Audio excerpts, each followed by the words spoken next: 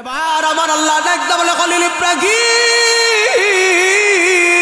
তুমি তোমার বন্ধুর জন্য নমরুদের আগুনে ঝাঁপ দিছো, কথা বলেন ঠিক কিনা? তুমি তোমার বন্ধুর জন্য নমরুদের আগুনে পর্যন্ত ঝাঁপ দিলা, কিন্তু আল্লাহকে তুমি দেখতে পাইলা না, সাক্ষাৎ পাইলা না। আল্লাহকে দেখার ইচ্ছা আছে না নাই? ইব্রাহিমের জোশ চলে আসছে, কয় হ্যাঁ আমার ইচ্ছা আছে। যদি আল্লাহরে দেখতে যাও, মরণ যারা আমার আল্লাহরে দেখা যায় না। আর জোরাখন ঠিক নি যে নামে ইব্রাহিমের আগুন হলো পানি, ডাকার মতো ডাকেলে আজও সারা দিবেন তিনি রে মন, সারা দিবেন তিনি। যে নামে ইব্রাহিমের আগুন হলো পানি, ডাকার মতো ডাকেলে আজও সারা দিবেন তিনি রে মন, সারা দিবেন তিনি। অমধুর নামটি নিলে হৃদয় হাসে, অমধুর নামে সুখ নেমে আসে। আল্লাহ নামের তুলনা হবে না, হবে না। মৌলা নামের তুলনা হবে না, হবে না। তুলনা নাই নাই নাই। এসো না আল্লাহর নাম গান গাই, এসো না মোহন প্রাণ জুড়াই বলো আল্লাহু আকবার, বলো আল্লাহু আকবার, আল্লাহু আকবার, বলো আল্লাহু আকবার। কথা বলেন ঠিক কিনা?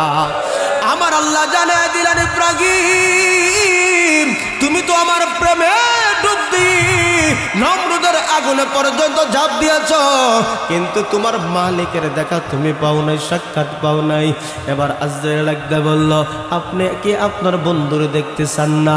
ইব্রাহিম বলে, কি বলো? অবশ্যই অবশ্যই দেখতে চাই। আর যদি দেখতে যাও, আমার আল্লাহ বলেছেন মরণ ছাড়া দেখা সম্ভব হবে না। ইব্রাহিম পাগল হয়ে গেল, তাইলে তাড়াতাড়ি কর, আমাকে তাড়াতাড়ি মাইরা আমার আল্লাহর দেখাও, আল্লাহর সাক্ষাতের ব্যবস্থা করো। সুবহানাল্লাহ। আর সত্যিকার অর্থে মুমিন বান্দা বান্দিদের মরণকে ভয় পায় না, মরণকে ডরায় না। উদ্দেশ্য হইল মরলেই আমার মালিকের দিদার হবে। কথা বলেন ঠিক নি? আমার আল্লাহ বলেন, ফামান কানা ইয়ারজু লিকা রাব্বিহি ফালইয়ামাল আমালান সালিহা ওয়ালা ইউশরিক বিইবাদাতি রাব্বিহি